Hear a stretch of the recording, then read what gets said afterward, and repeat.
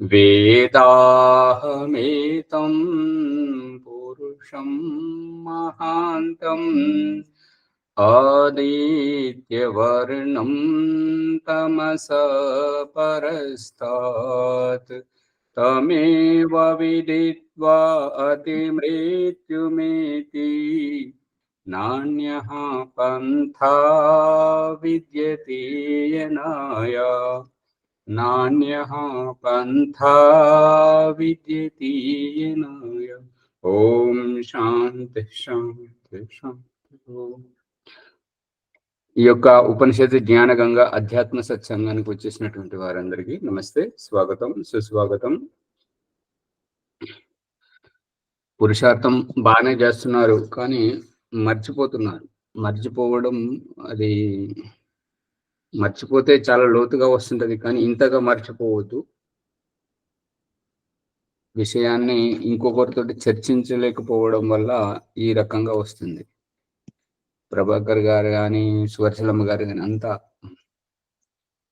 పిల్లలు కనబడట్లేదు. పిల్లలు కనబడకపోయినా సరే అమ్మ నాన్న ప్రేరణతోటే మనము పడుకోవడం, లేవడం, చదువుకోవడం అవన్నీ చేస్తున్నాము. మనం చేస్తున్నాం. కర్మ చేయడంలో స్వతంత్రం అమ్మగారు. దేవుడు ప్రేరణ కాదు, దేవుడు మనకు జీవితాన్ని ఇచ్చాడు, దాన్ని సద్వినియోగపరచుకోవాలి. ఆట ఆడడానికి ఆ నాటకం వేయించే అతను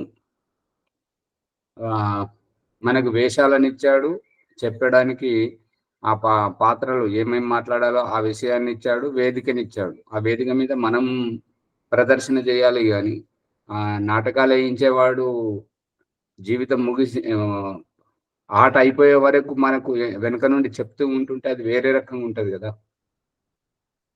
అందుకని దేవుడి ప్రేరణ అనేది కాదు. దేవుడు మళ్ళీ సువర్చలం గారు చెప్పేది ఏంటంటే,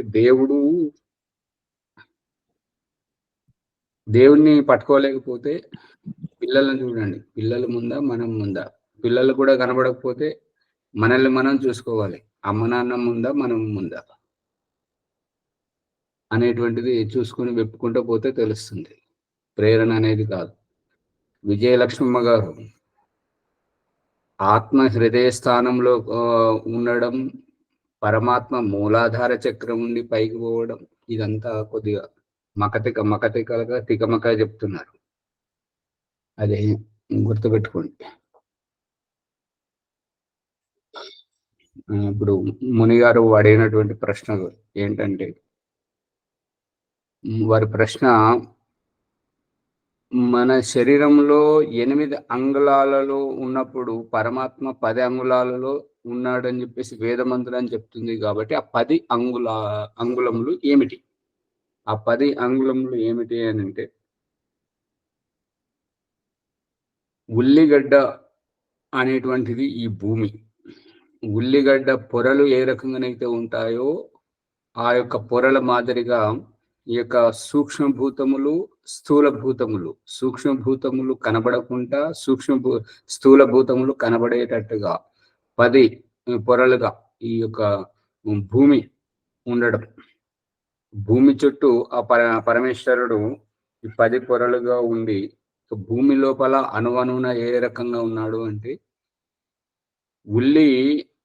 ఉల్లితత్వము అనేటువంటిది ఏ రకంగానైతే అణువణువున ఇమిడి ఉంటుంటదో, అదే విధంగా ఈ పొరలలో లోపల బయట, భూమి లోపల బయట అణువణువున పరమేశ్వరుడు ఇమిడి ఉన్నాడు. అందుకని ఈ 10 అంగుళములు భూమి చుట్టూ సహస్ర శీర్ష పురుష సహస్రాక్ష సహస్రపాత్ స భూమిం స్పృత్వ, ఆ భూమిని చుట్టుకొని 10 అంగుళాలలో పరమేశ్వరుడు ఉన్నాడు. భూమి లోపల అణువణువున ఉన్నాడు, భూమి బయట ఉన్నాడు, భూమి చుట్టూ ఉన్నాడు. ఇది ఈ యొక్క వేదమంత్రం యొక్క సారాంశం. ఆధ్యాత్మిక గ్రూపులో పెట్టడం జరిగింది. దానిని చూడండి. ఆచార్య, భూమి పొరలు అంటే ఇప్పుడు లోపల బయట వ్యాపించినాడు అంటే భూమి చుట్టూతాననేదా ఆచార్య? గుండ్రంగా అనేదా?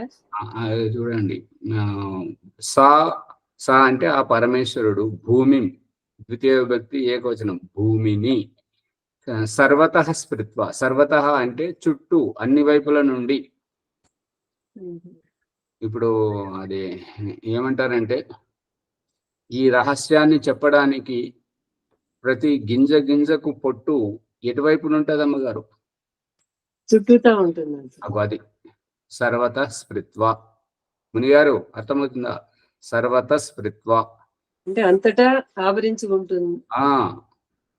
సర్వతః అని చెప్తున్నాడు కదా, అన్ని వైపుల నుంచి, అన్ని వైపుల నుండి ఉన్నాడని చెప్పి చెప్తున్నారు. కాబట్టి భగవంతుడు సర్వతః స్పృత్వ, అన్ని భూమి చుట్టూ, అదే చుట్టూ అన్ని వైపుల నుండి కింద పైన అన్ని దిక్కుల నుండి కూడా వ్యాపించి. ఇప్పుడు దీన్ని ఏమంటారు, పట్టు పురుగులను చూసారా? వాటి గూడును ఏ వైపు నుంచి అల్లుకుంటది? మొత్తంగా అల్లుకుంటుంది. చుట్టూ అల్లుకొని లోపల తను ఉంటుంది, చుట్టూ అల్లుకుంటది.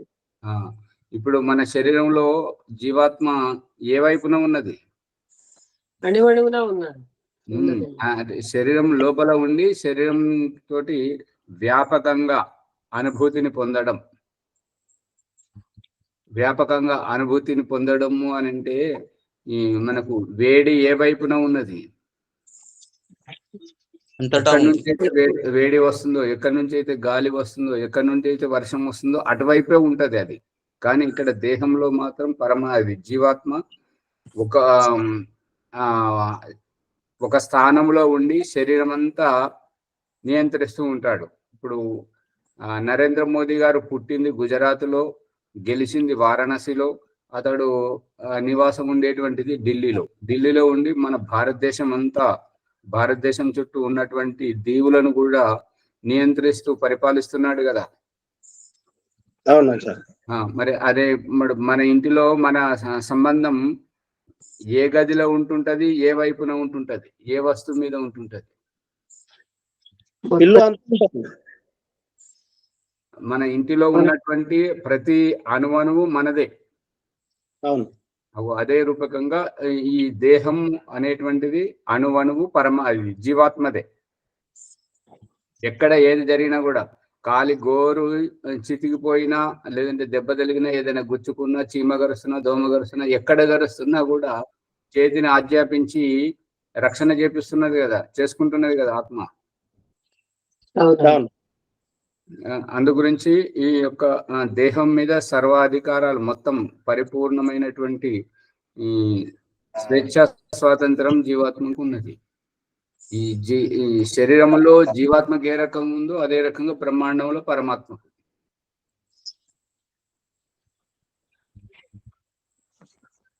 విజయలక్ష్మమ్మ గారు తొందరపడద్దు.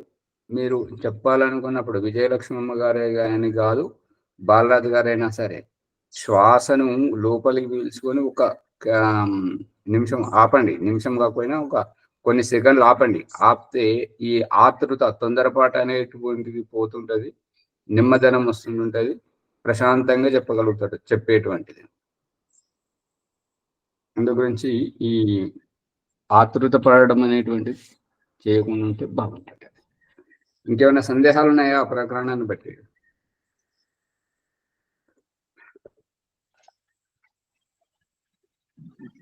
భూమి లోపల నమస్తే, భూమి లోపల కూడా పొరలు కూడా ఉంటది కదండి.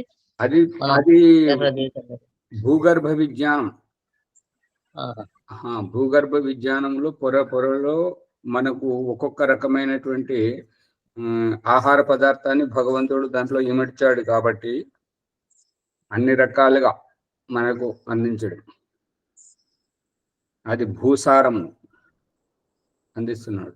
కానీ ఇక్కడ వేదమంత్రంలో చెప్తున్నది ఏంటంటే, స భూమిం సర్వత స్పృత్వా అత్యతిష్ట దశాంగులం. భూమి చుట్టూ ఆవరించి 10 అంగుళాల పరిధిలో, 10 అంచెల పరిధిలో పరమాత్మ ఉన్నాడు. అంటే 10 అంచెల పరిధిలోనే ఉన్నాడు, లోనే అని కాదు, 10 అంచెల పరిధిలో ఉన్నాడు, 10 అంచెల పరిధిలోనే ఉన్నాడు. లోనే అనే దానికి అర్థం ఏంటి? ఇంట్లో ఇంటిలోనే, ఊరిలోనే. ఏమి తెలియదా ఎట్లా అంటే ఊర్లోనే, ఆ ఊర్లోనే ఉన్నాడు. రేగడి మైలారం అంటే రేగడి మైలారంలోనే ఉన్నాడు. ఆ, మైలారం అంటే ఇంకొక ఊర్లో లేడు అనేటువంటిది అభిప్రాయం నే అనేది పలికితే. అదే లో అన్నప్పుడు ఇక్కడ కూడా ఉన్నాడు, ఇంకొక చోట కూడా ఉండేటువంటి ఆస్కారం ఉంది. లోనే అంటే ఒక చోటే, మనకు పూర్తిగా తెలిసినప్పుడు ఖచ్చితంగా చెప్పగలుగుతాము. పూర్తిగా తెలియనప్పుడు వారు ఉండే నివాసం అయితే ఇదే, మరి ఇక్కడ ఉన్నాడో లేడో తెలియదు, ఎక్కడైనా ఉండొచ్చు. ఇప్పుడు నేను చూసినప్పుడైతే ఇంట్లోనే ఉండే, చూసినప్పుడైతే ఇంట్లోనే చూసావు కాబట్టి ఇంట్లోనే, బస్సు, రైల్లోనే, విమానంలోనే, దుకాణంలోనే. మనకు నిశ్చితంగా తెలిసినప్పుడు నే అనే పదం వాడతాం. కొద్దిగా సందేహం ఉన్నప్పుడు ఊర్లో ఉన్నాడు, దుకాణంలో ఉన్నాడు అంటే దుకాణం బయట కూడా ఉండొచ్చు, ఇంకొక చోట కూడా ఉండేటువంటి ఆస్కారం ఉంది. ఆ పరిధి లోపల, ఆ పరిధిలోనే ఉండొచ్చు అన్నాడు. అంతే. ప్రభాకర్ గారు మైక్ బంద్ పెట్టండి. సమాధి అవస్థలో ఉపాసకుడు బ్రహ్మ యొక్క ఈ సమాధి అవస్థలో ఉన్నప్పుడే నిన్న మనం చెప్పుకున్నటువంటివన్నీ, ఈ రహస్యం అంతా సమాధి అవస్థలో మనకు తెలియాలి. మనకు ఈ అవగాహన అంతా వస్తేనే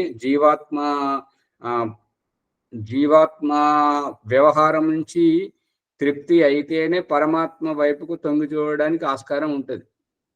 మనం మన స్థితిగతుల నుంచి పూర్తిగా తృప్తి పొందితేనే ఇంకొకరి వైపు తొంగి చూస్తుంటామా, లేదంటే మనది సగం బదులు పెట్టుకొని ఇంకోరిని చూస్తామా? మనం పూర్ణంగా ఉంటేనే ఎదుటి వాళ్ళ గురించి ఆలోచించాలి. అందుకని తినేటప్పుడు కానీ, యజ్ఞం చేసేటప్పుడు కానీ, ఊరికి వెళ్ళేటప్పుడు కానీ, నవ్వేటప్పుడు కానీ, మాట్లాడేటప్పుడు కానీ, నమిలేటప్పుడు కానీ, మనది అయిన తర్వాతనే ఇంకొకరి వైపు చేయడానికి ప్రయత్నం చేస్తాం సాధ్యమైనంత వరకు. అందుకని ఈ యొక్క సమాధిలో ఉండేటువంటిది, ఈ యొక్క వ్యక్తిగతమైనటువంటి చింతన, ఆలోచన అనేటువంటిది రావాలి. నేను ఎవరిని అనేటువంటిది పూర్తిగా అయిపోతేనే ఆ తర్వాత జీవుడిది. పిల్లలు చూడండి, వాళ్ళ స్వార్థం, వాళ్ళ ఆనందం అయిపోయే వరకు మన దగ్గరికి రమ్మన్నారు, మనం బలవంతంగా తీసుకుంటే ఎత్తుకుంటే ఏడుస్తారు. గమనించారా? వారి అవసరాన్ని బట్టి వారికి వారు వస్తే అక్కడ ఏమి లేదు. అదే మనమే వారు ఆడుకునేటప్పుడు మనం రమ్మని అంటే ఏడుస్తారు. వాళ్ళకు పాలో వాళ్ళ తృప్తిగా అయినప్పుడే మన దగ్గర వచ్చి ఆడుకుంటారు, లేకుంటే వాళ్ళు రారు, ఏడుస్తారు. అంతే. ఇప్పుడు మరి ఈ పోలీసులు పట్టుకపోయినటువంటి వాళ్ళను పూర్తిగా విచారించిన తర్వాత, జైలుకు పోతే వారి శిక్ష కాలం పూర్తయిన తర్వాతనే విడుదల చేయడం జరుగుతుంది. అవును సార్.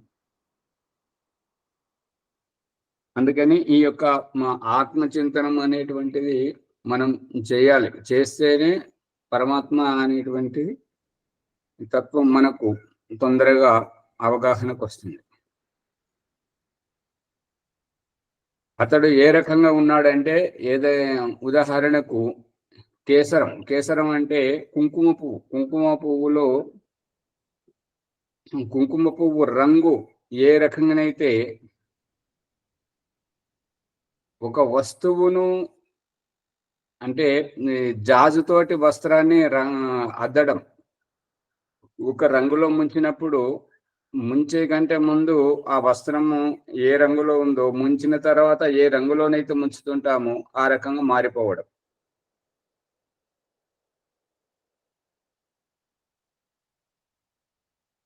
అర్థమవుతుందా? అర్థమవుతుంది. ఆ రకంగా ముంచినటువంటి వస్త్రము ఏ రంగులో ముంచుతుంటామో ఆ రంగుగా మారిపోవడం. ఉదాహరణకు పని పాట లేనటువంటి వాళ్ళు ఊరికే ఉంటే ఏం చేస్తుంటారంటే, ఏదైనా చావు కబురు వచ్చినప్పుడు చావు కోసం పోతున్నామని చెప్పేసి బయలుదేరి రోడ్డు మీదకి రాగానే పెళ్లి మేళంలో మనకు తెలిసిన వాళ్ళు ఉండి ఇంకా చాలా ఎగరడం, దూకడం, అంత ఆనందంగా ఉంటే అది మర్చిపోయి దీంట్లో పెళ్లి మేళంలో వెళ్ళిపోవడం, ఆ రకంగా మారిపోవడం, మార్పు. ఊరికి పోతానని పోయి దారిలో చాలా కాలం తర్వాత చిన్ననాటి స్నేహితులు లేదంటే ఆత్మీయ బంధువులు కలిస్తే ఆ ఊరికి పోవడం మర్చిపోయి వీళ్ళతోటే వస్తుంటారు, కలిసిన వాళ్ళతోటే. ఆ రకంగా జరుగుతుందా లేదా? జరుగుతుంది సార్. మనసు మారిపోవడం, ఆ మార్పు అనేటువంటిది ఒకరి సంయోగంతో ఒకరి ఆ రకంగా. అందుకని ఈ యొక్క వస్త్రం అద్దినంత అద్దినప్పుడు ఇప్పుడు బట్టలకు నీలి రంగు వేసుకోవడమే కానివ్వండి, ఇంకేదైనా రంగులో రంగడం అద్దడం కానివ్వండి, ఆ రకంగా రంగు వేసుకున్నప్పుడు వస్త్రం యొక్క రూపం అంత మారిపోతున్నట్టుగానే ఈ యొక్క భగవంతుడు ఇప్పుడు ఎన్నికలైన తర్వాత పాత ఓడిపోయినటువంటి వారు కొత్తగా గెలిచి పదవి స్వీకారం ఏమంటారు, పదవి ప్రమాణ స్వీకారం, ప్రమాణ స్వీకారం చేయడం. ఈ ప్రమాణం అనేటువంటిది కేవలం నాటకమే. నిజాయితీగా చేసేటువంటిది ఎవరో నోటికొక్కరు.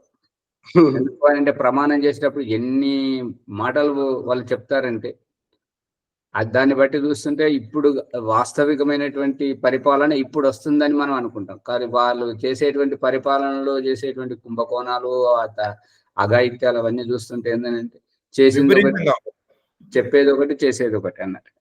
మాట కట్టుబడి ధర్మయుక్తంగా అన్ని రకాలుగా భగవద్గీత అన్ని ప్రమాణాలు చేస్తారు. ఓ మాజారి దానికి ఉదాహరణ లాల్ బహదూర్ శాస్త్రి గారు.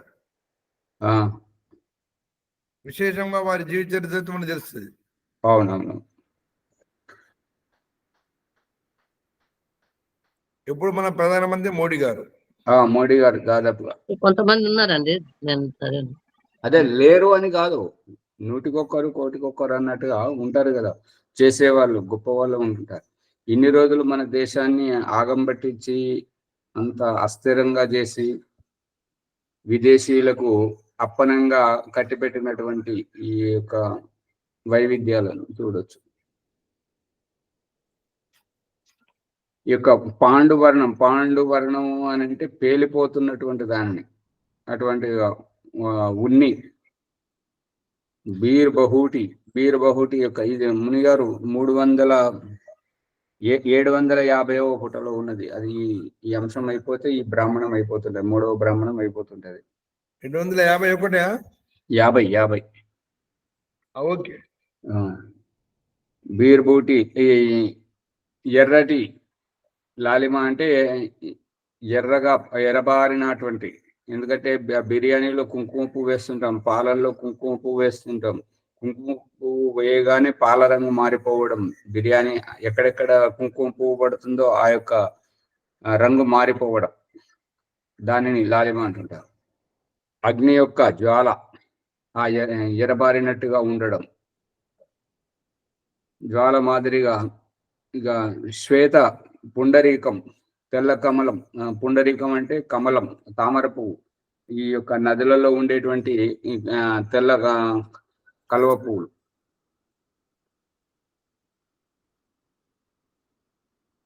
ఆ రకంగా ఈ యొక్క హృదయం యొక్క రహస్యం. ఒకసారిగా విద్యుత్, ఇప్పుడు మీరు చూసే ఉండొచ్చు ఆధ్యాత్మిక రూపంలో ఈ మంత్రపుష్పం అని చెప్పినప్పుడు వారు గరికపాటి నరసింహారావు గారు ఆ యొక్క విద్యుత్ కాంతి ఈ రకంగా వెలువడుతుంటుంది. ఆ రకంగా విద్యుత్ కాంతి వెలువడుతుంటది కాబట్టి ధ్యాన స్థితిలో ఉన్నటువంటి వారికి ఈ బ్రుకుటి దగ్గర ఆ ప్రకాశం కనిపించడం, ఆ యొక్క చంద్రుని యొక్క వెలుతురు వెన్నెల మాదిరిగా నిండు పౌర్ణమిగా కనిపించడం, మరియు సూర్యుని యొక్క పరిపూర్ణంగా కనిపించడం ప్రతిబింబం, మరియు పొగవలే మంచు తుంపరగా వస్తున్నటువంటి ఎండమావులు, మరియు ఇవి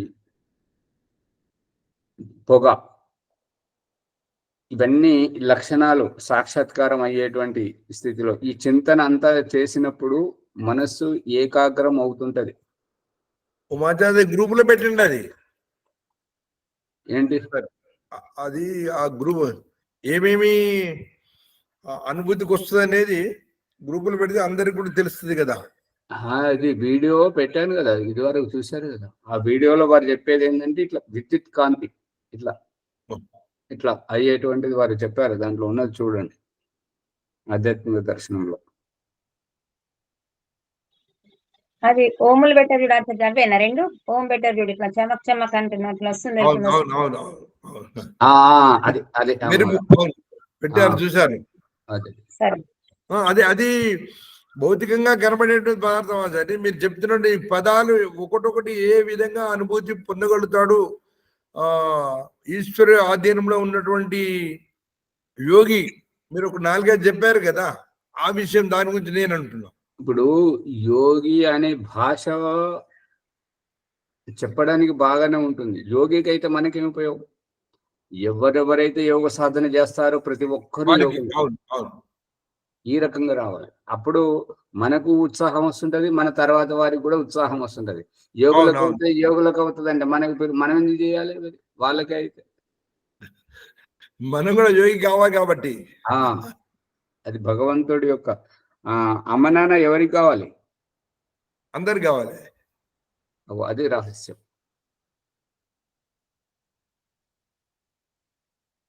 ఒక్కసారిగా మెరుపు మెరిసేటువంటి విద్యుత్ మాదిరిగా లలాటంలో ఈ యొక్క విద్యుత్ యొక్క మంటలు ఏ రకనైతే చెలరేగుతుంటాయో, ఆ వర్షం వచ్చేటప్పుడు మేఘ గర్జనతోటి విద్యుత్ ఏ రకనైతే మెరుస్తూ ఉంటుంటుందో, అటువంటి విధంగా ఈ యొక్క రహస్యాన్ని సాధన చేసేటువంటి వారు తెలుసుకుంటారు.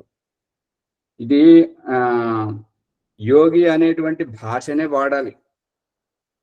భాష వాడితేనే ఈ యొక్క ఇప్పుడు ఒకసారి వినగానే చాలా ప్రభావితం అయిపోయి వెళ్ళి సాధన చేయగన్నా కనబడతలేదండి అనేటువంటి వారు అడుగుతుంటారు కదా. వారికి సమాధానం అంటే ఏంటంటే, యోగ సాధన చేసేటువంటి వారు, రోజు చేస్తుండేటువంటి వారు, కనీసం దయానంద సరస్వతి చెప్తున్నాడు కదా, 1 గంటకు తగ్గకుండా, 1 గంట సమయం వరకు తగ్గకుండా చేసేటువంటి వారికి ఈ అనుభూతి వస్తుంటది.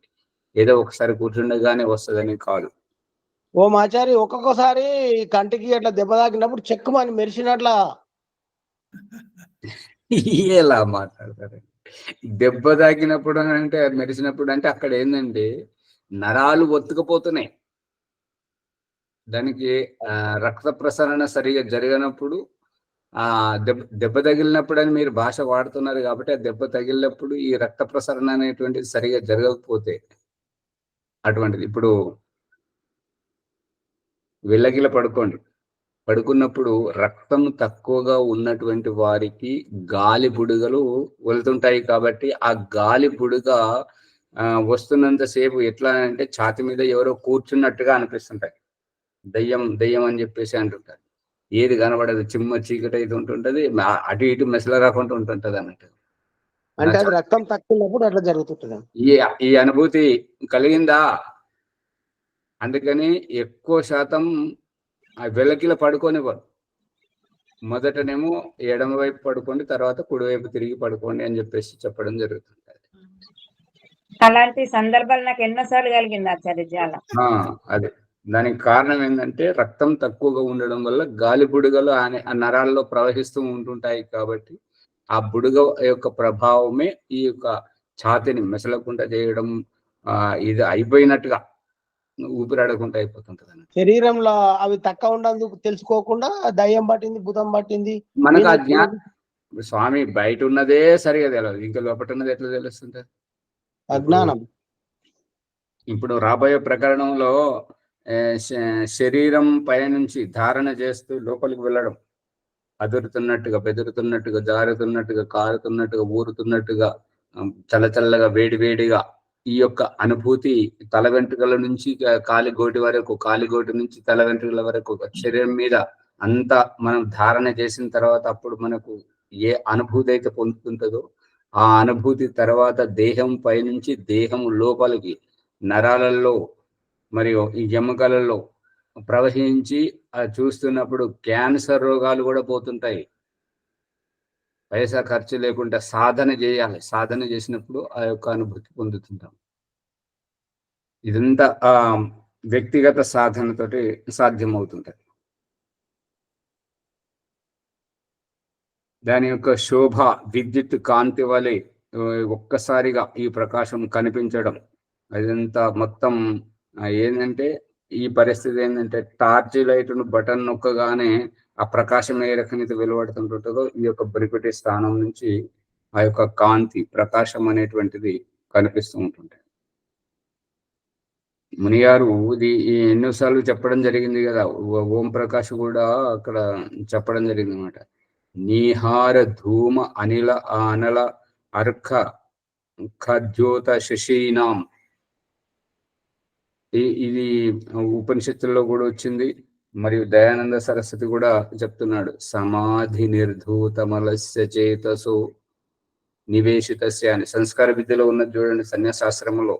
ఇదంతా దయానంద సరస్వతి సాక్షాత్కారం గురించి కూడా చెప్పడం. మళ్ళీ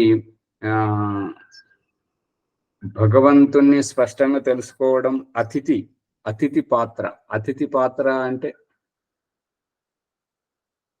అతిథి పాత్ర అంటే ఏంటంటే అక్కడ మనం దాదాపుగా నియంత్రణలో ఉండడం, నటించడం, పరాధీనత అనుభూతి పొందడం.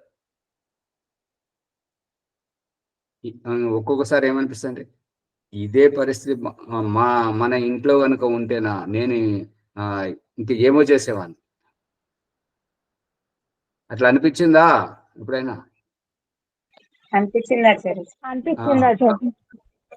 అందుకని ఇక విసుగొచ్చి వాళ్ళతోటి ఏంటి నస అమ్మా నేను పోతున్నానమ్మా నేను ఉండను అని చెప్పేసి ఆ చుట్టాలు.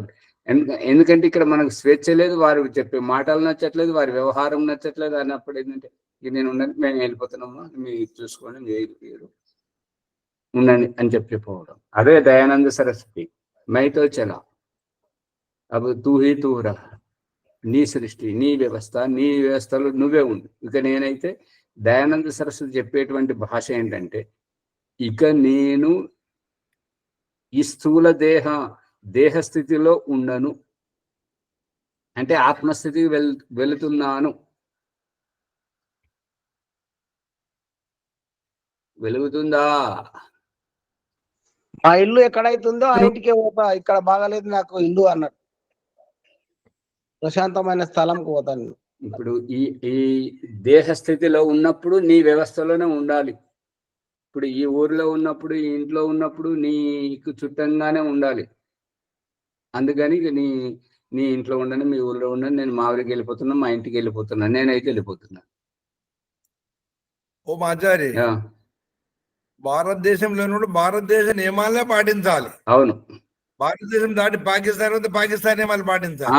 ఆ విధంగా అది ఈ దేహంతో ఉన్నప్పుడు భగవంతుడు చూపెట్టేటువంటి పంచమహాభూతాల్లోనే ఉండాలి.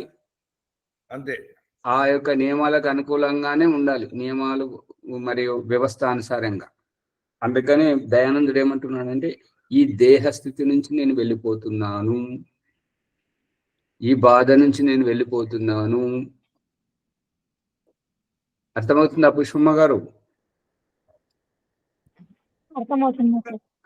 హే ప్రభు తూనే మేరే సంగు ఖూబ్ ఖేలా అంటే, ఓ దేవుడా నువ్వు నన్ను బాగా ఆట పట్టించావు, ఇక నేను ఓర్చుకోలేను, ఇక నేను సహించుకోలేను, నేను వెళ్ళిపోతున్నాను, నీవుండు, నేను వెళ్ళిపోతున్నాను. దేహస్థితిలో ఉంటే ఆ నియమాలకు కట్టుబడి ఉండాలి. అందు గురించి ఈ దేహస్థితి నుంచి నేను వెళ్ళిపోతున్నాను. ఆత్మజ్ఞానం, పరమాత్మ సాక్షాత్కారం అంటే నువ్వు వేరు, నేను వేరు, నీ వ్యవస్థ వేరు, నా వ్యవస్థ వేరు. ఇప్పుడు వాళ్ళ ఇంటికి పోయినప్పుడు, చుట్టాల ఇంటికి పోయినప్పుడు వాళ్ళు ఎక్కడ ఏం పెట్టుకుంటారో, ఏ మూలకి ఏ వస్తువు ఉంటుంటుందో అది వారి ఇష్టం. మనం వారింటికి కావాలని పోయాము కాబట్టి మనల్ని కూడా ఎక్కడ కూర్చుండబెడితే చాప మీద కూర్చుండబెడితే చాప మీద కూర్చుండాలి, కుర్చీ మీద అంటే కుర్చీ మీద కూర్చుండాలి. ఇంకా ఎట్ల వ్యవస్థ వారి పరిస్థితి కదా. మన ఇంట్లో ఉన్నట్టు వారు ఎలాంటి నియమాలు చెప్తే అలాంటి నియమాలు ఉండాలి. ఒక్కొక్కరు మాట్లాడాలి. రికార్డ్ అవుతుంది కదా, అందరు వింటారు. చెప్పండి. వారు ఎలాంటి నియమాలు చెప్తే అలాంటి నియమాలు మనం ఉండాల్సిందే. వారి బందీలుగా అంతే ఉంటాం కదా. కాబట్టి. వాళ్ళు వాళ్ళకి అనుకూలంగా అయితే నడుచుకోవాలి. ఉప్పు ఎక్కువ వేసుకుంటారా, ఉప్పే వేయరా, చప్పగా తింటారా, మసాలాతోటి తింటారా, వాళ్ళు ఎట్లా పెడితే అట్లా తినాలి కదా. అతిథిగా వెళ్ళాం కాబట్టి దయానంద సరస్వతి రాస్తుంటాడు ఏంటంటే, అతిథి ఎవరు అని అంటే చెప్పా పెట్టకుండా సమయానికి వచ్చిన వారు.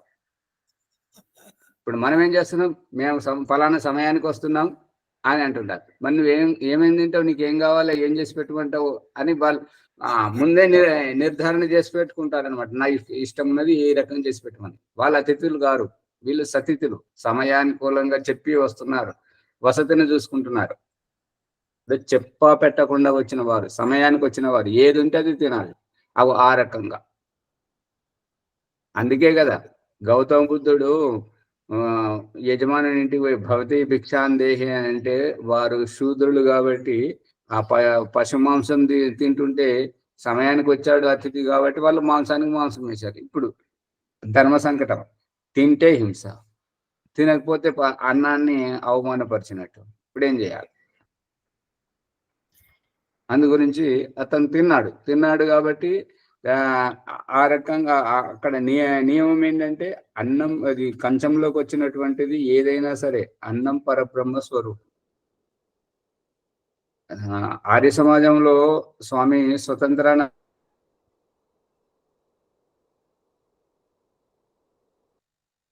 వినబడం లేదా సరే పైకి రావడం లేదు. నెట్ పోయినట్టుందండి. Net net problem. అతిథిగా వచ్చినతను ఆ యజమాని ఏ విధమైనటువంటి నియమాలు చెప్తే ఆ నియమాలకు పాటుపడి ఉండాల. అదే వారు ఇచ్చిన వస్తువులను ఉపయోగించుకోవాలి. అంటే మనము యజమాని అతిథి దేవోభవ, అతిథిని దేవతలాగా చూసుకొని వారికి ఆ విధంగా మనకు నియమాలు ఇవ్వాలా. కానీ మనం వారిని నియంత్రించకూడదు, వారు మనల్ని నియంత్రించాలి. అది వేదం చెప్తున్నటువంటిది. మనం కూడా భగవంతుని నియమంలో ఉండాలి కదండి. భగవంతుని నియమములు ఉంటే మీరు కూడా అతిథిని ఆ విధంగా సత్కరిస్తారనే భావన. లేదా నీ ఇష్టం ఉన్నట్టుగా అది రాగానే ఇక్కడ కూర్చో అక్కడ కూర్చో అని చెప్పకూడదు. అట్లా అతన్ని తగిన సత్కారం చేయాల. నీ శక్తి సామర్థ్యం ఉన్నంత చెయ్యి, కానీ అతిథి సత్కారం ఆ విధంగా చేయాలి.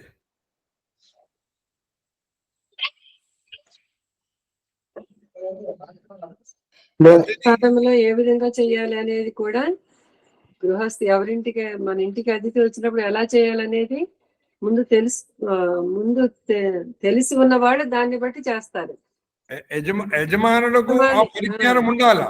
యజమాని దగ్గర ఉన్న జ్ఞానాన్ని బట్టి అతిథిని గౌరవించడం జరుగుతుంది. ఒకటి ఏంటంటే, మన ఇంటికి వచ్చినటువంటి చుట్టాలను ఏ విధంగా చూస్తా ఉన్నాం. చుట్టాలని బంధువులు వాళ్ళు కూడా అతిథులే. బంధువులు ఏ విధంగా ప్రేమించి చూస్తామో అతని కన్నా 100 రెట్లు అతిథి చెప్పకుండా వచ్చే వారికి మనం సౌకర్యాలు కల్పించాలి, వారిని చూడాలి, తృప్తిపడాలి, ఆనందపడాలి అతిథి. అప్పుడు మనకు ఆశీర్వాదం చేస్తారు. అతిథి ఆశీర్వాదం చేస్తే ఆ యజమానుడు సఫలీకృతం అయిపోతాడు.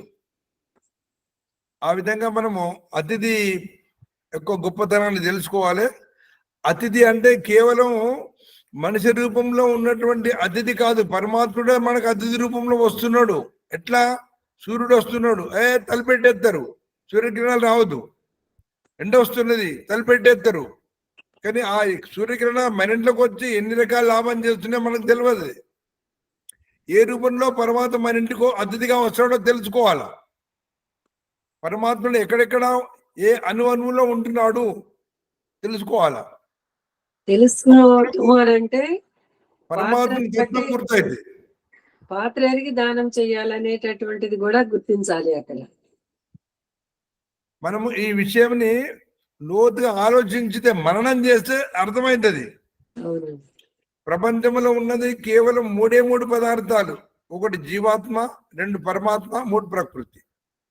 ఈ జీవాత్మ, అన్ని జీవాత్మలంతా ఒకటే. రెండవది పరమాత్మ, విశిష్టమైనటువంటి ఈ సృష్టి రచయిత, మూడవది ప్రకృతి. ఈ వీటి గురించి మనం బాగా ఆలోచిస్తే ఈ విషయం లోతుగా అర్థమవుతుంది, లేకపోతే కాదు.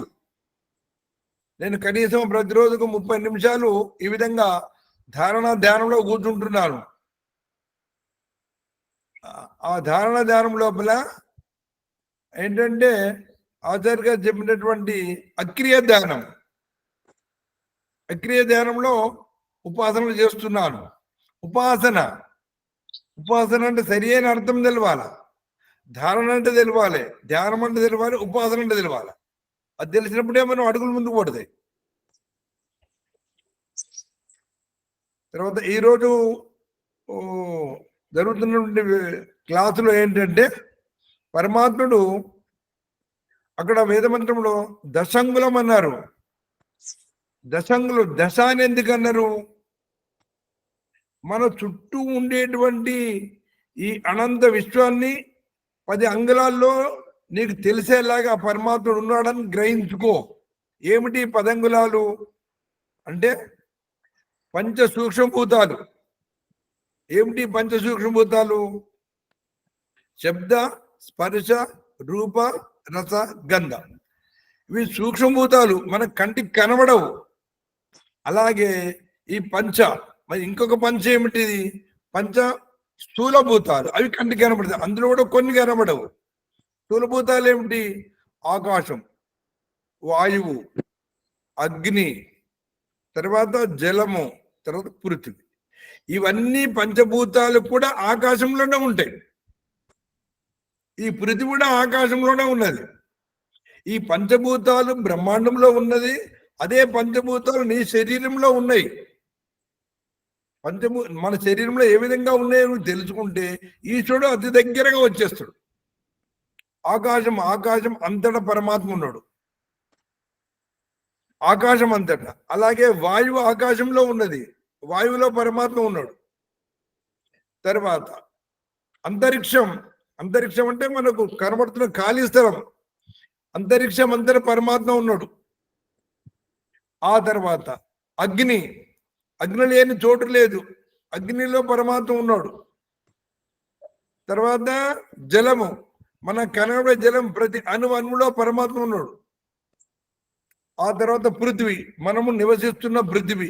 ఈ పృథివీ కూడా ఆకాశంలోనే ఉన్నది. ఈ విధంగా బ్రహ్మాండములో పరమాత్మ ఏ విధంగా ఉన్నాడో ఈ పిండము లోపల జీవాత్మ ఆ విధంగా శరీరం అంతటా ఉన్నాడు. మరి అంతటా ఎక్కడ ఉంటాడు? అతనికి ఎక్కడ పని ఉంటే అక్కడ ఉంటాడు. పరమాత్మ ఎక్కడ అనంత బ్రహ్మాండంలో అనుమానంలో ఏ విధంగా ఉన్నాడో, దశాంగులంలో ఉండి నుండి రక్షిస్తున్నాడో, ఈ పిండ శరీరం లోపల జీవాత్మ కూడా అంతటా ఉండి జీవాత్మలో ఉన్న ప్రతి కణాన్ని రక్షిస్తున్నాడు. ఈరోజు రహస్యం తెలుసుకునేది దశాంగులం. తర్వాత ఈ దశాంగులం అంటే సంబంధాన్ని ఏ విధంగా కూర్చుని చూడండి పరమాత్మ. శరీరము, ఈ శరీరము లోపల సూక్ష్మభూతాలు ఏ విధంగా ఉన్నాయి ఆ రాష్ట్రాన్ని విప్పుకోవాలి. సూక్ష్మభూతాలు అంటే ఏంటిది? శబ్దము దేని ద్వారా వింటాం మనము? చెవి ద్వారా ఉంటాం. తర్వాత మూడవది ఏంటిది? శబ్దానికి ఆకాశానికి సంబంధం ఉన్నది. చూడండి, ట్రయాంగిల్ షేపులో మనల్ని రక్షిస్తున్నాడు. తల్లి, తండ్రి, గురువు ముగ్గురు ఎట్లా రక్షిస్తున్నారో ప్రకృతిలో ఉన్నటువంటి ఈ పదార్థాలను ప్రసాదించి పరమాత్మ ఆ విధంగా మనల్ని రక్షిస్తున్నాడు. శబ్దము అటు ఆకాశము, ఇటు చెవి, శరీరంలో చెవి. రెండవది వాయువు ఏంటిది? స్పర్శ గుణము. ఈ శరీరానికి స్పర్శ గుణం వాయువు, బ్రహ్మాండంలో వాయువు. ఆ తర్వాత అగ్ని గుణము రూపము. ఈ శరీరంలో కంటికి అగ్నికి ఇచ్చాడు, కంటికి సంబంధం. కన్ను తర్వాత అదే రూపం లోపల. తర్వాత జలం ఏంటిది? రసనేంద్రియము ఇది నాలుకకు జలానికి సంబంధం. ఆ తర్వాత జలం తర్వాత పృథివీ, గంధము. పృథివీకి ఏం సంబంధము? నాసిక. ఈ విధంగా 5 సూక్ష్మభూతాలను మన శరీరంలో ఉంచి బ్రహ్మాండంలో ఉంచాడు, శరీరంలో ఉంచాడు. ఈ రహస్యాన్ని నువ్వు తెలుసుకో. ఈ రహస్యం తెలుసుకుంటే నేను ఎక్కడున్నానో నీకు అర్థమవుతుంది. అలాగే ఈ పంచ సూక్ష్మభూతాలు అదే విధంగా స్థూలభూతాలు శరీరంలో ఉంచాడు. అవి కనబడుతున్నాయి. ఆకాశము చూస్తున్నాము. ఆకాశం లేకపోతే మనం మాట్లాడలేము, పెదాలు విప్పలేవు, కళ్ళు రెప్పలు కొట్టలేవు, శబ్ద తరంగాలు మన చెవి దగ్గరికి రావు. ఆ విధంగా ఆకాశం ఉన్నది. తర్వాత వాయువు, ప్రాణవాయువు, ప్రాణ అపాన, ఈ వాయువులను శ్వాస ప్రశ్వాసాలు చేసి ఉన్నది ఎవరు? జీవాత్మ. మరి ఈ చేయడానికి వరకు అవకాశం ఉంటేనే కదా లోపలికి వచ్చేది, బయటకు పోయేది. ఆ విధంగా వాయు ప్రసారణ జరుగుతున్నది మన శరీరంలో. తర్వాత మూడోది అగ్నితత్వం. శరీరంలో అగ్నితత్వం లేకుంటే బయట వారేసరి కాల్ చేస్తారు శరీరాన్ని. ఎంతవరకు అయితే అగ్నితత్వం ఉంటుందో అప్పుడే శరీరంలో ప్రాణ సంచారం జరుగుతుంది. అగ్ని ఉంటేనే అన్ని పనులు నడుస్తాయి. అగ్ని ఉంటేనే తిన్నది అరుగుతుంది. అగ్ని ఉంటేనే ప్రాణం నిలుస్తుంది. అగ్ని ఉంటేనే శరీరంలో ఉన్న ప్రతి జీవగణం పనిచేస్తుంది. అది అగ్నితత్వం. తర్వాత అగ్ని తర్వాత శరీరంలో జలతత్వం ఉన్నది, పృథ్వీతత్వం ఉన్నది. ఒక్కొక్క తత్వాన్ని మన శరీరానికి బ్రహ్మాండానికి సంబంధం కలుపుతున్నాడు. ఈ విధంగా 10 అంగుళములలో 10 అంగుళముల పరిధిలో నేను ఉన్నాను అని నువ్వు తెలుసు. ఈ 10 అంగుళాలు మీ శరీరంలో ఉన్నాయి, బ్రహ్మాండంలో ఉన్నాయి. ఆ విధంగా మనం ఈరోజు తరగతిలో ఉన్న రహస్యాన్ని తెలుసుకుంటున్నాము. సమయం కూడా అవుతున్నది. మరి ఆచార్య గారికి నెట్ ప్రాబ్లం ఉన్నట్టుంది. ఇక్కడే ఈ కక్షను ఇక్కడే ఆపేస్తూ ఒక పాట పాడండి. తర్వాత వైదిక సందర్భం. ఒక సెకండ్ అండి. ప్రాణ హీలింగ్ అనేది ఎస్ఎస్ వాళ్ళు బెంగళూరు ప్రభాకర్ శర్మ, మా అమ్మాయికి తలనొప్పి బాగా చేస్తే ఇక్కడ కామారెడ్డి దగ్గర ఆయన అంటే అక్కడక్కడ ఉన్నాయి, ఆయన ప్రాణ హీలింగ్ చేశాడు, పోయింది వెంటనే. ప్రాణ హీలింగ్ లోపల హిప్నటిజం చేయడము, హిప్నటిజం చేయడం అది కూడా ఒక రకమైనటువంటి విజ్ఞానమే. కానీ విజ్ఞానం లోపల ఇంకా ముందుకు చాలా సామాన్య జనానికి తెలియదు. అది కూడా ఒక రకమైన విజ్ఞానమే. అది కానీ కొందరు అది నిలవలేదు. ఇప్పుడు ఆ ప్రాణ హీలింగ్ చేసినప్పుడు మళ్ళీ రాకుండా ఉంటే అది సరి అయినది. అంటే తాత్కాలిక మనకి నిర్ధారణ అన్నమాట. ప్రస్తుతానికి ఆ బాధ నుండి విముక్తి చెందుతున్నాను. అది మళ్ళీ రాకుండా ఉంటే అది శాశ్వతమైంది అనమాట. అంటే సరి అయినది అని. రాలేదు, మళ్ళీ ఆయన చేసిన తర్వాత మళ్ళీ రాలేదు. అదే మళ్ళీ రాకుండా ఉండాలి. ఓం సర్వజ్ఞనమా. నేను ఒక పాట పాడుతున్నాను స్వామి. పాడండి. ఓం శ్యామల గారు ఒక పాట వినిపిస్తారు. ఓం. బుద్ధిపై పోరాతీయరా భువనేశ్వర,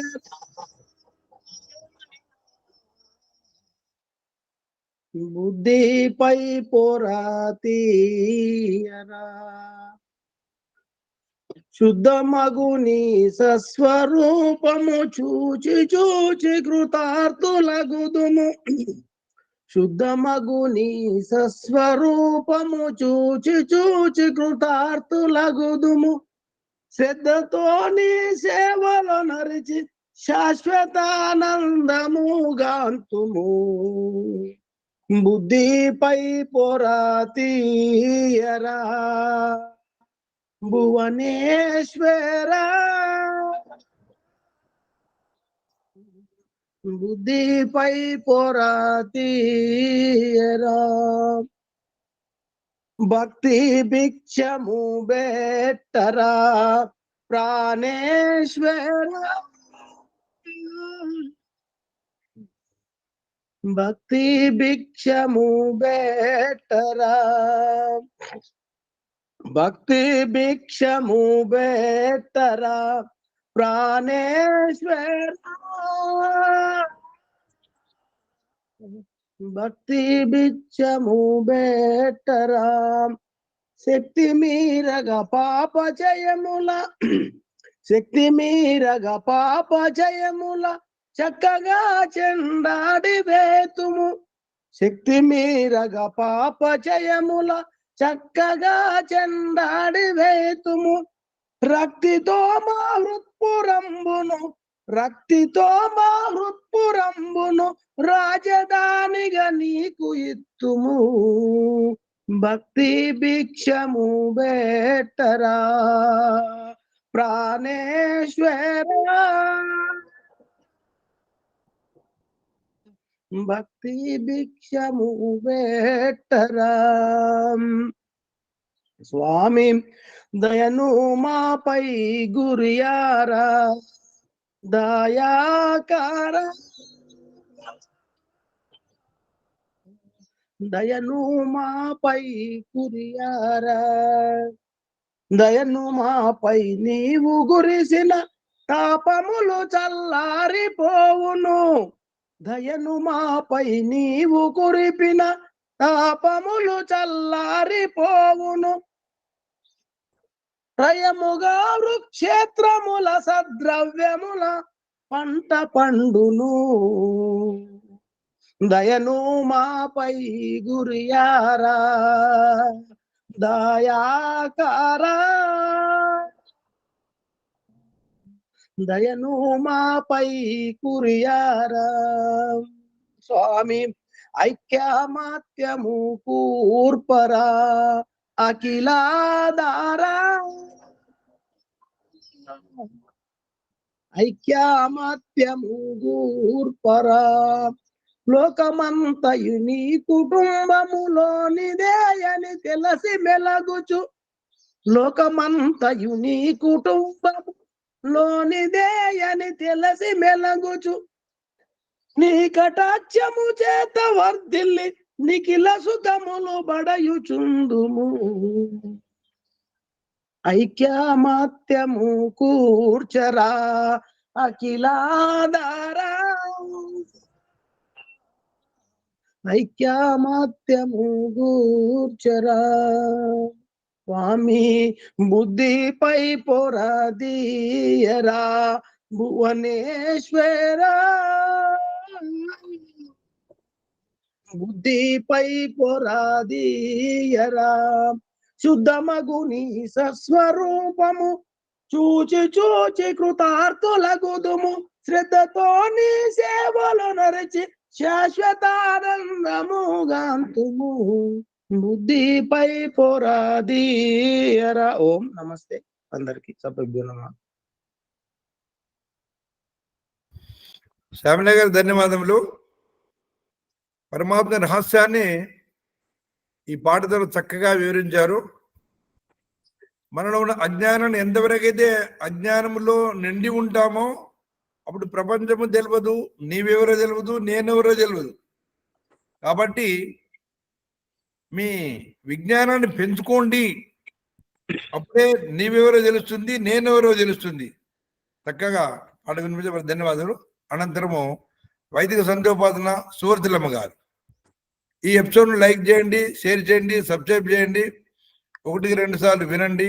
ఆత్మతత్వము పరమాత్మ తత్వాన్ని లోతుగా అర్థమయ్యే లేపట అనుభవపేతంగా ఉన్నటువంటి ఉదాహరణలు మనకు వస్తున్నాయి.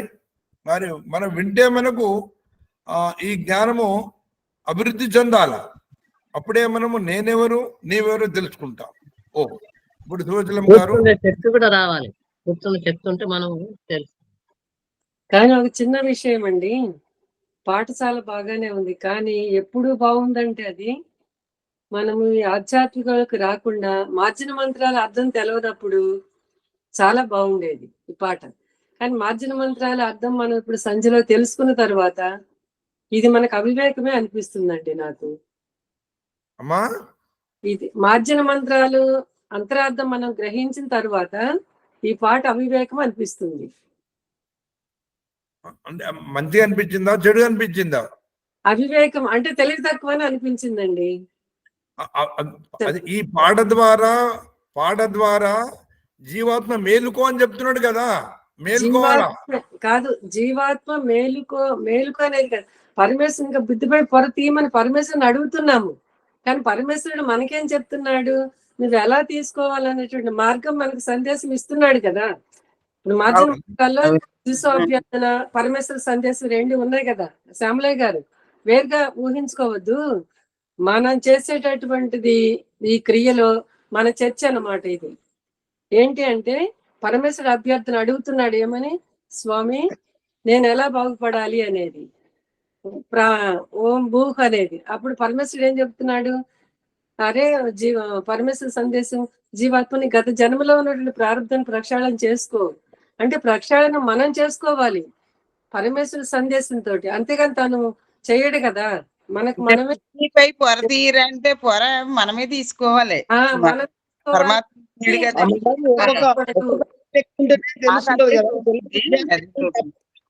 అది తప్పుగా అనుకోవడం లేదు, అట్లేం లేదు. అదే అంటే మన తెలవనప్పుడైతే మాత్రం ఇటువంటి పాటలు ఏం కూడా చాలా పాడేదానండి, చిన్నప్పుడు తెలియదు అంటే అది, కానీ ఇప్పుడు తెలుసు అన్నమాట. అందుకని ఆచార్య గారు వచ్చారు చెప్తారు, మీరు వాక్యానం చేస్తున్నారు, ఆచార్య గారు చెప్తారు. ఓం. సమయం చాలా అతీతమైపోయింది. అది అమ్మగారు రహస్యాన్ని పట్టుకున్నారు. ఏంటంటే తప్పు తప్పే, నేను చెప్తే ఓం ప్రకాష్ చెప్తే తప్పు కాదు, మీరు చెప్తేనే తప్పు అవుతుంది అనేది కాదు. తప్పు ఎవరికైనా తప్పు తప్పే, దాన్ని సత్యంలో స్వీకరించాలి, ఆ సత్యాన్ని వదిలిపెట్టాలి. అదే ఏంటంటే దయను మాపై గురిపిన చూచి చూచి కృతార్థులగుదుము. దేంతో చూస్తావు? దేంతో చూస్తావు? ఇప్పుడు బుద్ధిపై పొరదీయడం అనేటువంటిదేమో అక్కడ చూపిస్తున్నాడు కదా భగవంతుడు, తాను స్వయమే చూపిస్తున్నాడు. వేదమంత్రంలో చెప్పింది ఏంటంటే హిరణ్మయేన పాత్రేన సత్యస్య అభిహితం ముఖం. సత్యము ఈ యొక్క బంగారు వర్ణమైనటువంటి దీనితో కప్పబడి ఉన్నది చూడండి అని చెప్పేసి ఆ మూత తీసి చూపిస్తున్నాడు. అరుణోదయ ప్రకాశం, ఆ యొక్క సూర్యబింబం బంగారు వర్ణమైనటువంటి దాన్ని తొలగించి దాని వెనక నుంచి తెల్లటి సూర్యకిరణాలు, సూర్యుడు బయటకు వస్తూ చూపిస్తున్నాడు. అదే రహస్యమే ఇక్కడ. ఇది అక్కడ సూర్యునిది బంగారు వర్ణము, ఆ ఉష అరుణోదయము అదంతా భౌతికము కాబట్టి మనం భౌతికమైనటువంటి చర్మచక్షులతో చూస్తున్నాం. ఈ బుద్ధిపై పొర తీయరా అంటే నువ్వు తీయడానికి, నీది నువ్వు తీసుకోవడానికి ఇష్టపడట్లేదు. భగవంతుడు ఏం చూపిస్తున్నాడు? నవరంధ్రాల నుంచి వికారాలను పుట్టించి ఆ వికారాలను నువ్వు తెలుసుకుంటేనే నువ్వు బాగుపడతావు. నీ వికారాలను వదలకుంటే ఇప్పుడు పరిస్థితి ఏంటిదని అంటే, ఒక అతను డబ్బు మదముతో ఉన్న అతను ఒక పనివాడిని పెట్టుకున్నాడు. చుట్ట దగ్గర అంటే చుట్ట తెచ్చావు కానీ నిప్పు తీసుకురారా అంటే నిప్పు తెచ్చి ఆ చుట్ట మీద పెట్టింది. దాహం వేసిన కొన్ని నీళ్లు తీసుకురారంటే నీళ్ళ కోసం పోగానే ఇతను తాగినప్పుడు చుట్టను పీల్చి ఇట్లా పొగ వదిలేటప్పుడు ఆ చుట్ట కదిలేసరికి చుట్ట మీద ఉన్నటువంటి నిప్పు కణం తోడ మీద పడ్డది. అరే కాలుతుంది అన్నాడు. అంటే పక్క కూర్చున్న అతను అంటున్నాడు, చేతితోటి ఇట్లా అంటే అటు పోతుంది కదా అంటే, నేనే అనుకుంటే వాడెందుకున్నాడు? నేను నా తొడ మీద ఉన్నటువంటి నిప్పు కణాన్ని నేను బయటకు ఇట్లా చేతితోటి అనుకుంటే అది పోతుంది సరే, కానీ వాడు ఎందుకున్నాడు? వాడు జీతగాడు కదా, వాడికి డబ్బులు ఇస్తున్నాను కదా. జీవాత్మ తత్వం ఇలా ఉంది. ఇప్పుడు బుద్ధిపై పొర తీయమని చెప్పేసి భగవంతునికి అనడం జరుగుతుంది. శ్యామలయ్య గారు, మీ తప్పు కాదు అది. రాసినటువంటి పుస్తకం ఏ పుస్తకమైనా సరే మనది తప్పును తప్పుగా చెప్పడం ఇక్కడ జరుగుతుంది. అమ్మగారు చెప్పేది అదే, ఓం ప్రకాష్ చెప్పేది అది. రేపు ఆలోచిస్తే మీకు బుద్ధికి తట్టేది కూడా అదే. అంతేగాని మీరు తప్పు చేస్తారు, మీరు తప్పు పాడుతున్నారు అనేది కాదు. రచయిత తప్పు రాశారు. అది స్వామి సూర్యుని దగ్గర పోయినప్పుడు ఇవన్నీ ఏం లేకుంటాయి, కానీ అంత పోయినంత వరకు అన్ని ఉంటాయి కదా మబ్బులు, ఇవన్నీ మబ్బులు. ఆ మబ్బులను మనం తొలగించుకోవాలి కదా స్వామి. తొలగించుకోవడానికి వచ్చాం కదా. ఇప్పుడు పొద్దున్న లేవగానే కళ్ళకి వెళ్ళి ఊసులు ఎందుకు తీస్తున్నారు? ముక్కెందుకు తీస్తున్నారు? అపాన వాయువు ఎందుకు వదులుతున్నారు? మలమూత్రాలు ఎందుకు త్యాగం చేస్తున్నారు? ఇది మనమే చేసుకోవాలి కదా. మరి బుద్ధిపై పొర తీయరని చెప్పి ఆయనకి ఎందుకు చెప్పడు?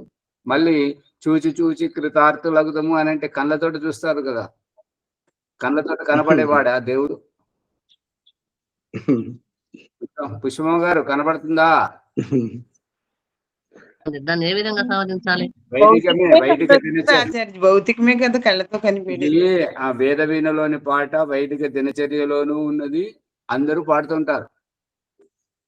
కానీ దీని అంతరార్థం అమ్మగారు పట్టుకున్నారు, మనం కూడా పట్టుకోవాలి. తప్ప ఎవరిదైనా సరే. సమయం చాలా అధికం అయిపోతుంది కాబట్టి ఇప్పుడు సంధ్యోపాసన చేయండి. విషయం ఏంటంటే అక్కడ పాడుతున్నటువంటి చూచి చూచి కృతార్థులగుదాం అంటే ఆత్మను విడిచిపెట్టి దేహంతో చూడడం, కళ్ళద్దాలతోటే చూడడం. కళ్ళకు కనిపించేటువంటి వాడు కాదు కదా పరమాత్మ. మరి ఎట్లా చూస్తావు, ఎట్లా కృతార్థం అవుతావు? అదంతా అజ్ఞానం అన్నట్టుగా. అంతేగాని అమ్మగారు సంధ్యోపాసన చేయించండి. మూల మంత్రాలతో చేయించిన ఆచార్య, టైం తక్కువ. సరే, ఎట్లా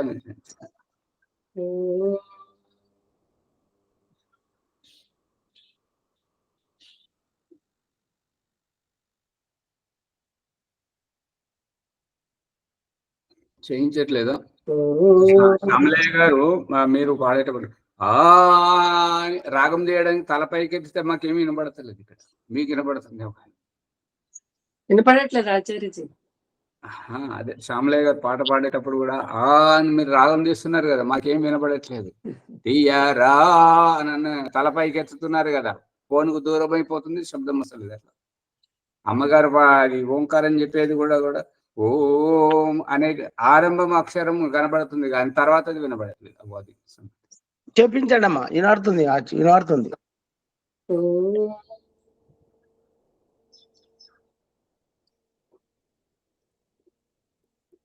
ఇప్పుడు వినబడతలేదు.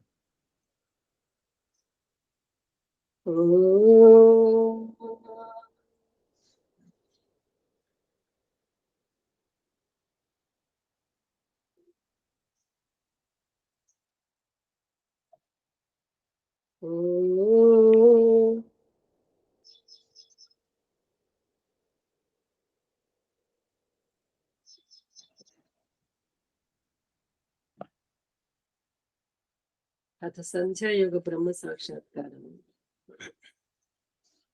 ఓం అమృతోపస్తరిణమసి స్వాహ. ఓం అమృతాభిధానమసి స్వాహ. ఓం సత్యం యస్య శ్రీమయి శ్రీకి శ్రీతాం స్వాహ. ఓం శన్నో దేవీరభిష్టయ आपो भवन्तु पीतये संयोरभिस्रवन्तु नः. ఇంద్రియ స్పర్శ మంత్ర క్రియ ధ్యానం. ఏ పనైనా ఇష్టపూర్వకంగా చేయటం, తర్వాత విశ్రాంతి తీసుకోవటం. ఓం ప్రాణః ప్రాణః.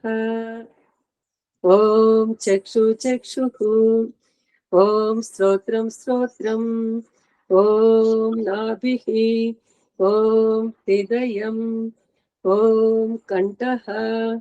ఓం శిరః. ఓం బాహుభ్యాం యశోబలం.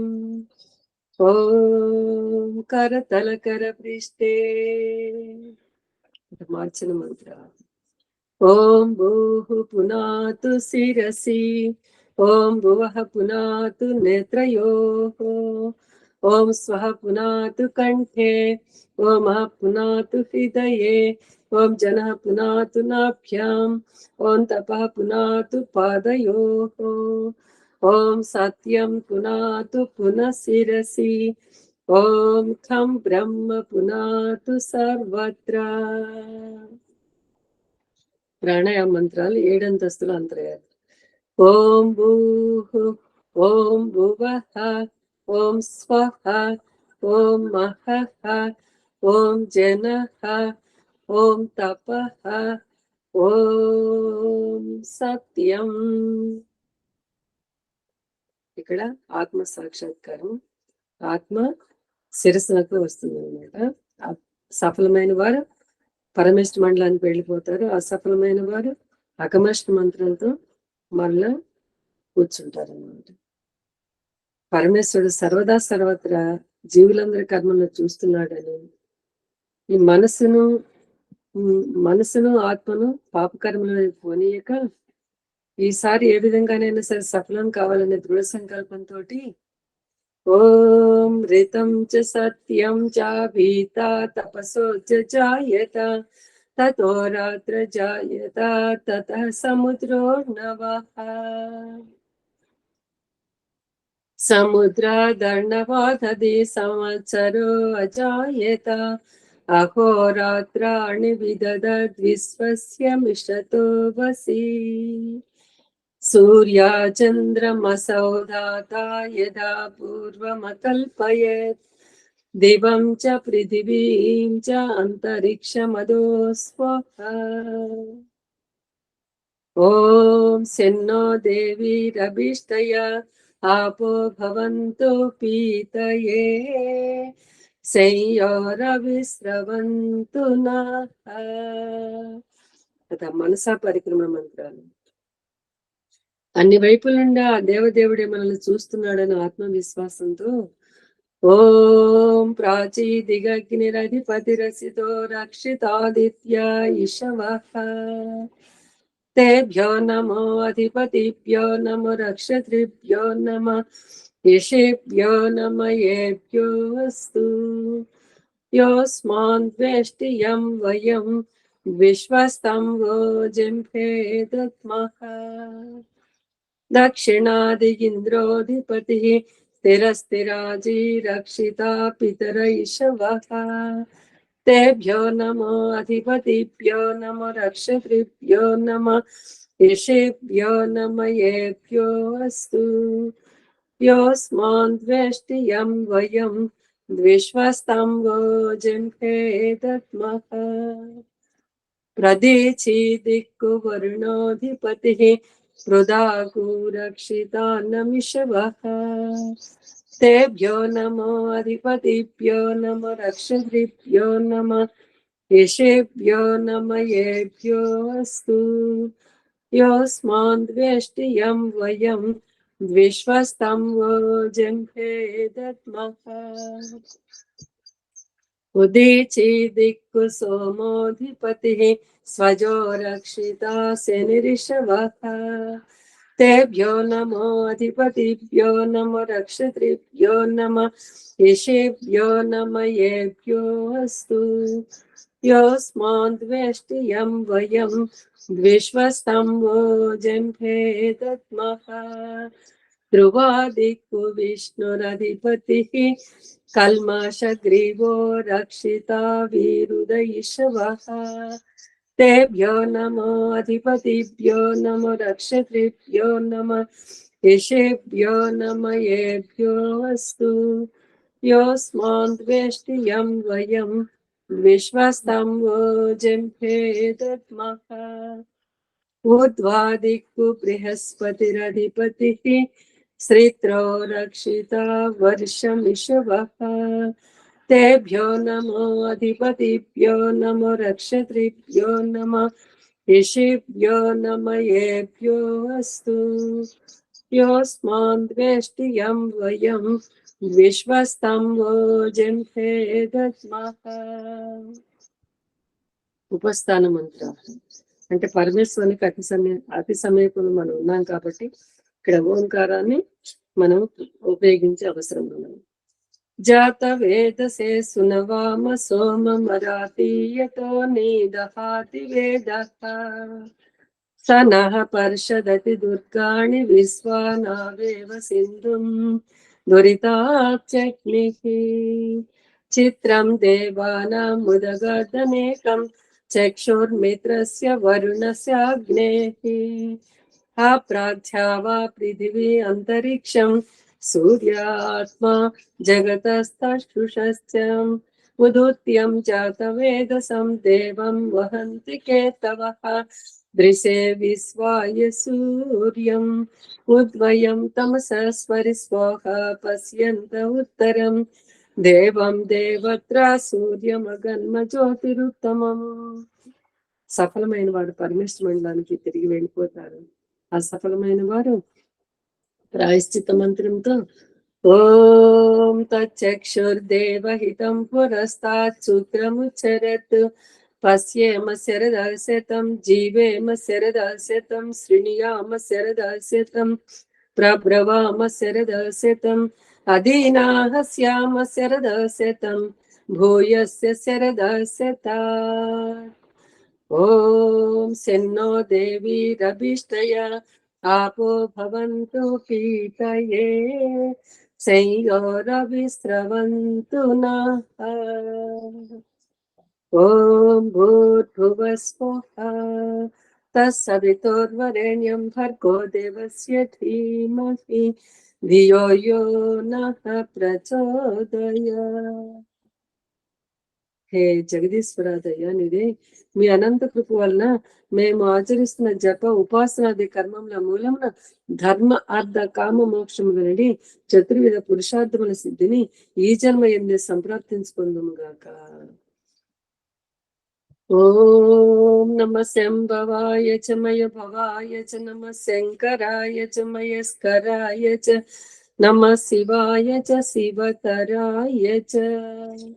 ఓం శన్నో దేవీరభిష్టయా आपो भवन्तु पीतये संयोरविस्रवन्तु नः. అది బ్రహ్మయజ్ఞ వైదేశంగా ధన్యవాదాలు. వచనమ్మ గారికి ధన్యవాదాలు. అంత శాంతి పాఠం. ఓం దేవ శాంతి అంతరిక్షం శాంతి పృథివీ శాంతి ఆపః శాంతి ఓషధయ శాంతి వనస్పతయః శాంతి శ్వే దేవాః శాంతి బ్రహ్మ శాంతి సర్వం శాంతి శాంతిరేవ శాంతి సామా శాంతిరేధి. ఓం శాంతి శాంతి శాంతి. ఓం నమస్తే ఆచార్య సర్వేభ్యో నమో నమః. నమస్తే ఆచార్య సర్వేభ్యో నమో నమః. ఓం నమస్తే సర్వే నమస్తే. ఓం నమస్తే ఆచార్య సర్వేభ్యో నమో నమః. నమస్తే.